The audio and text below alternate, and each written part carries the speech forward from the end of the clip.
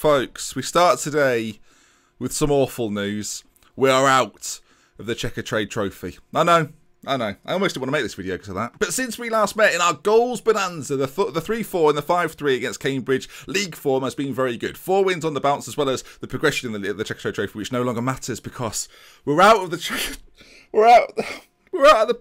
Oh, our season depended on that, so I'm devastated. But no, since then, some really good results. 1-0 against Dagenham, 3-0 against Cheltenham. Boston and Bradford both beaten as well. A 4-2 win over Bradford, to me, was probably our best result. Some really hard-fought victories have been along this way, but this one, no more than this one. Sorry, no more than this one. Bright on the 91st minute got us the final goal to clinch the victory late on, and Otterdale back in the side after his injury, returns with a goal, and we're hoping then today we're going to see some more of him, and because he's a lovely man. Apparently, Otterdale's not my greatest pronunciation ever. I think to anyone in England, that probably sounds right. So, do we just carry on like that? And overall then, out of nowhere, this is incredible really, Thames and Carlisle are top of League 2 after blitzing through the National League last year. Let's just remind ourselves of that. So, of course, this was the season at the end of last year. 95 points for us, 103 for Carlisle. You fast forward a year, you go over to League 2's current season, and there we are, back on top again. 33 games gone. Of course, it's not quite over yet, and the teams below me aren't a million miles away. We've got 2 quite interesting games coming up today. Fleetwood and Sutton are 2 sides that, well, Fleetwood not so much, but Sutton, they're sort of the playoff sort of boundary right now. We beat Sutton, we almost guarantee ourselves a playoff spot, and obviously you can see just how important that Bradford game was now when we beat them. But our run has been very, very good, and apart from really, the AFC Wimbledon game was one of the anomaly games. Since then, it's been pretty good. Leicester under 23s. It's always going to be tricky. Pat Rogers got a couple, but we can't do anything about it. Let's kick things off then. Fleetwood to come today, and then Sutton later on. Let's go. And since we last met, a little bit of news. It's not actually weird, it doesn't say it here, but I know who we brought in from Everton, and because of this, he's now plays for Bury. He's gone already. We're going to remove his nickname so we can have his name back, King Jason. But he's gone back to Everton. We didn't really play him all that much, and they weren't happy with the terms of his loan agreement, so I can kind of understand that. 7 games. It was just the loan situation gave us a problem, and now he's gone. We have less of a problem, although the team we play the Checker Trade Trophy, I can't play right now. And this is becoming part of the issue this season. So what we're going to do is going to move Collier over to where Doherty was playing, and then bring in... oh, we can't. He's injured. Stevie Foster. I was going to play him. In which case, then, Jack Thomas is going to fill in for us in that central midfield area on that attack duty. And the rest of the team then remains the same. We're going to have to take Cousins and put him in, Doherty out. You can only have 5 loans in the matchday squad.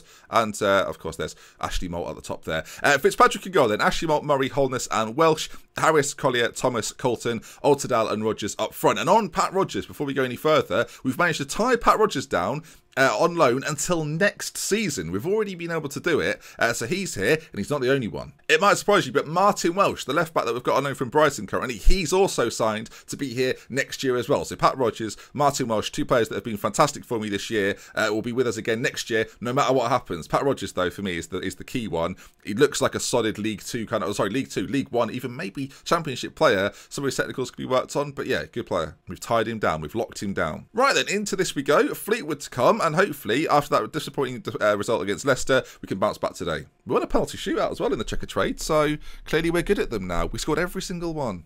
Okay, they're playing a 4-4-1-1 system, which I think will be quite good for us. They're 24th in the form table, and we're 3rd. Let's show them why. And, well, here we go then. So actually not the most informed team in the division, but we're up there, whereas Fleetwood, not good at all. I had no idea. So, I mean, is this setting up now to be one of those games where I don't know what's going on? I guess we'll see. Hopefully not, as the first highlight is a little bit of Fleetwood possession, which is terrifying to kick things off. Watts has got it, plays it back to Williams, who Ashley Moult does really well. It's still a bit slow for my liking. We'll speed it up just a touch as Harris looks for the players in front of him. Of course, Otterdale, I did say last episode he was going to get himself a nickname. We didn't really set in the comment section. We didn't really settle on one for him. A few people said we should call him OT or Otal, but I'm not too sure. I don't know what to go with. Bit of possession in the middle. Colton's back on it. He's finding some form now. He's getting lots of starts ahead of Bright. Of course, I know he's gone as well. So Colton is definitely the starter in that position as Rogers finds in Otterdale, who scores straight away. And Otterdale, we don't know. Otterdale. I'm saying Otterdale. I like it. I might stick with it. I'm getting used to it now, but he gets the first goal of the game. Not even 10 minutes on the clock. Our Norwegian hero strikes again. You can see here, ball played forward, Pat Rogers, little ball forward to him, then a lovely first-time finish into the back of the net, and that's what you want to see from your star man. I tell you, Owusu's injury is one of the luckiest things we've had happen to us. As Ashley Moulton-Oldstall combined on that side, finds Harris on the edge of the box, finds Colton, who hits the post. It could have been 2-0. I should say, viewers, if you're interested, that's cool. If you're not, I'll mention it in more detail later this week, but Thames proper football shirts are available. Some people have already got one, so if you want to have a look in the description, they are available. It's up to you. I'll put them on screen now. Gone.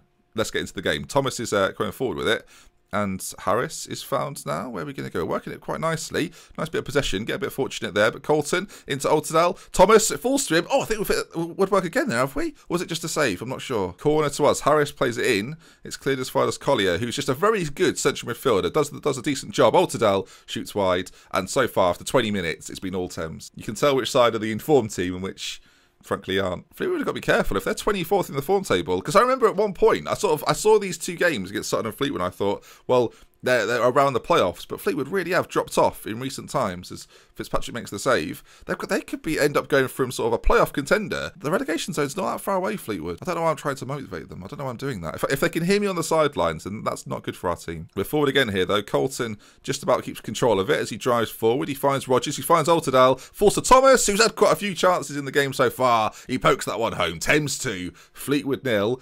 And we're chasing Carlisle, although 14 points clear. They won, 14 points. I think after this game, we might check to see what's happened with Carlisle. Because if people were going, what has happened? I don't actually really know. I don't know if they've got loads of investment or what happened. If there's 1 year where all of a sudden they spent loads of money to improve their team, I'm not sure. Oldstall's got it, though, in an advanced area. 39 minutes on the clock, as it could be a third goal for us. Pat Rogers gets in on the action. And I tell you what, we could go back-to-back promotions here with Carlisle. It's the battle of us and Carlisle. They seem to be winning it, apart from we've played them this season, actually. We've had the best of them. But you can see these Thames boys are starting to roll a little bit. We do have a very good side all of a sudden. And I did predict this. You might remember a few seasons ago, I said that when we get to League 2, League 1, and the Vanarama National, we can kind of fly through those. I think the jump from League 1 to the Championship is going to be really difficult, and then the same applies really. Championship to Premier League is often quite difficult because the Premier League sides that come down are very good and hard to beat. So we'll have to see. But 3-0 at half time, looking fantastic. I just think that the amount of regens you get as soon as you turn professional, all of the players you couldn't attract before, all of a sudden you can attract. And players like, there's loads of these players, especially the low end guys, but Colton is the main one. We would have never been able to get him at a semi-pro level. As soon as you go professional, you get someone like him in. Just makes everything tick over a lot easier. They've got Fleetwood have got a Michael Smith playing for them. I don't think it's the same Michael Smith that we had, but if it is, then that is quite the turnaround in career. As Colton shoots wide, it can't be, can it? Michael Smith there. No, it's not him. But it's just nice to see his name. It's a different person, but it's nice to see his name. The Rock's got it out on this bottom side of the pitch, and let's see, are we going to be able to get this off them? Start another attack. So far, Fleetwood have offered very little. They've not had a shot on target as things stand. There's finally a chance, and well, there's their shot on target. They've made it 3-1. We're at home, so I'm going to stay on control. If we're away from home, I'd probably go to the counter here, but can we go to the counter? Let's go to the counter even though we're at home. I might look to make a change as well. Oldstall's had a decent game. He'll probably score now. Now I've threatened the idea of bringing him off. Actually, it's going to be Fleetwood. It's been this way. Watts, who got their goal, is racing forward. There's a man on that far side, but he takes on this defender. Ball could be dangerous. It is. And Fitzpatrick, when he makes a big save there at a crucial time. We're going to bring Ben Cousins on for Oldstall over on this side. Ben Cousins isn't a bad target man as it happens, so we're going to try that out. I've been doing it recently. And Colton's actually not had a fantastic game, so Bright comes on to replace him. It's lovely to have the option of bringing Bright on. There was a time where we massively relied upon Bright and Owusu. That's just not the case anymore. So to have him on as a sub is quite nice. As it could be another chance for Fleetwood. They go close. So far, though, lots of possession, lots of shots, and 3 goals. And it looks as if that's going to be that. Quite a straightforward game, and 63 points for these Thames boys. We have been, since the start of the season, you remember, wasn't the best. Quite a few draws, but we've really found our feet in this division. We've found a settled team. And now we're rolling 3-1 win over Fleetwood then as we go forward towards the Sutton game on the Saturday. That should be a really good test. 7th position. We'll see then. Will we be stretching our lead away from these playoffs? We'll have to wait and see. And of course, any news that happens in between this, I will let you know. Win streak of 6 now in the league, looking really good. Okay, folks, welcome back. I was going to change things around a little bit and bring in Stevie Foster as he returns to fitness, but Thomas had a really good game in that last game, so we're going to give him another go in that central area, and the team actually is going to remain the same. What we can do, though, is bring Stevie Foster onto the bench, maybe for someone like Anthony Martin, who's not likely to play, and Owusu, very, very close to getting back to full, well, I'll say full fitness, obviously, because of the injury, he's struggling a little bit, but no, another game to play then. Sutton away, and this will be a good test. They're in a decent league standing, so here we go. And before we do that, actually, these are the team instructions I use for those that are, sometimes people can't see them quite as clearly, so there you go, well ball into the box, short passing, getting stuck in, retain possession, more closing down, and that's really it on control. Okay then, here we go, and in a team that didn't have Simon Doherty in it last game, we still looked pretty good. They're playing a 4-4-2, Greeno, Ethan Greeno. Now that just sounds like his nickname, and he's just using it as his full name. You can't just call yourself Greeno. That doesn't. I can't just be like Ben Caro. That's not how it works. And then Mike Skinner up front. That name rings a bell for some reason. Okay then, let's give them a bit more of a team talk. I want you to give me a good solid defensive effort out there. They didn't get pressure off today for the midfield. Let's try and relax them a little bit before we go into this one. They seem to have liked that. Okay, away from home at Sutton. They've got a regulation-sized pitch, which is nice, and here we go. Now, they're in 7th position. The last time we faced a side equal to them was last episode, actually, AFC Wimbledon, who gave us a bit of a runaround, really, getting 4 against us. Hopefully that doesn't happen today, although Fitzpatrick there looks very nervous, which I don't like to see. I say it works all the way back out, and Skinner, great save from Fitzpatrick. From a man that looks nervous, he still created quite a good save, or crafted a save for himself. As a corner on the other side, double corner shenanigans as well. It's found its way in off Fitzpatrick, and after the compliments I was giving him, he's not done so well. I don't know why he's nervous for. What's all that about? The ball's played into that front post, and I mean, there's 2 players there. I don't know what they're doing, but yeah, he looks very nervous. As does Altidal. Like, I'm not sure why these boys are so concerned. I tried to calm them down. Frustrated, nervous. Let's shout at them. Shout them to calm down a little bit. Like, can we just not look so nervous? I don't know what the problem is. Everyone's on edge here. Right, we'll switch things up to the counter-attack, as it could be another chance for Sutton, and the boys are having a meltdown. It's launched forward up towards Skinner, who heads it on to Greeno, the man with the nickname, as he takes on his man, shot on goal. Not his best effort, but this isn't very good. Let's do another. Let's encourage as well. Final few minutes of the half. I don't know why. The team talk here is going to be massive. Right, the boys are not in good spirits. Altidal leading the charge of discontent. So let's have a look here. Let's calm them all down a little bit. I'm going to say unlucky boys, and I've relaxed them all and gained confidence. Right, there we go. The perfect team talk. It's fair to say even. As we go to the second half. Let's hope next time we see that they're not all looking on edge. And actually, we're on counter. We're going to go more attacking, and they're not quite so nervous anymore. Just looks vaguely nervous, as we're going to sort of go for it a bit more as the ball's launched forward. It's headed down. Colton's on it, and finally, first time in the game, the first half went by really, really quickly. There's a highlight in our favour? No, there isn't. Greeno plays it forward. Welsh should deal with that. And in terms of options further up the pitch, I mean, he's launched it long towards Altidal, which isn't the worst move, but the pass wasn't great, although Altidal might find some space. Goes into Colton now, takes in his man, finds Pat Rogers, who's got options in the middle, 3 there. If he can find one, Welsh puts it in. Altidal's there. Well, he is a target man for a reason, but he doesn't quite convert. You've got to say, he's not having a particularly good game.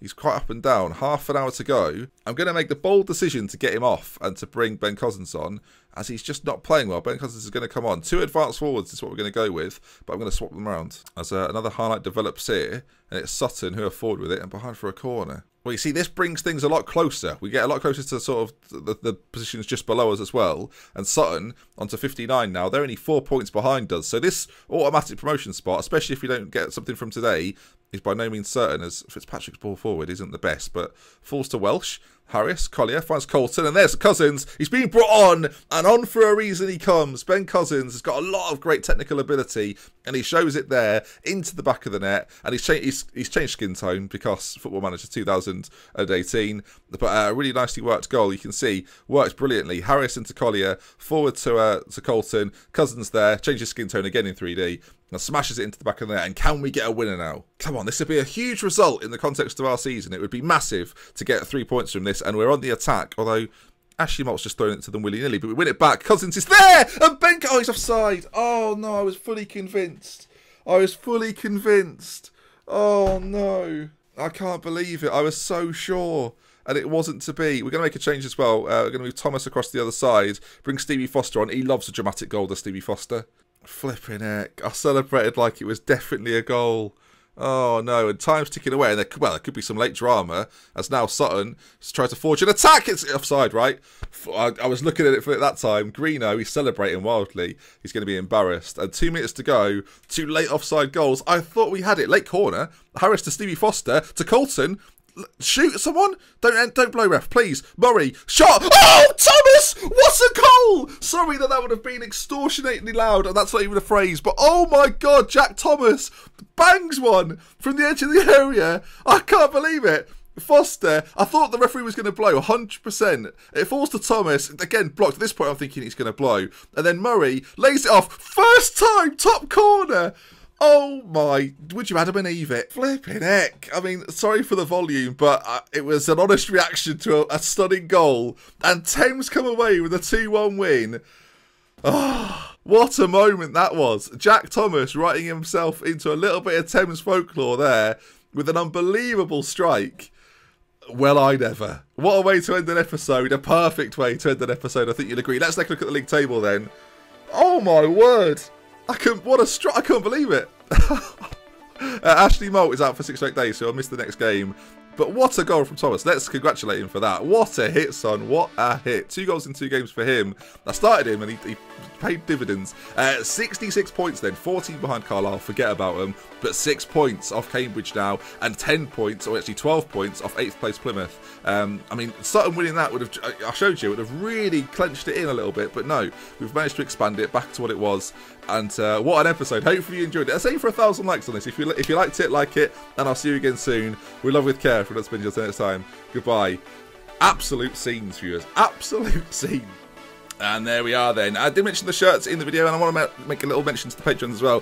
They're available with a 10% discount. Check your Patreon messages and you'll find the code to use for those to be available. And I'll see you soon. Thank you for watching and goodbye.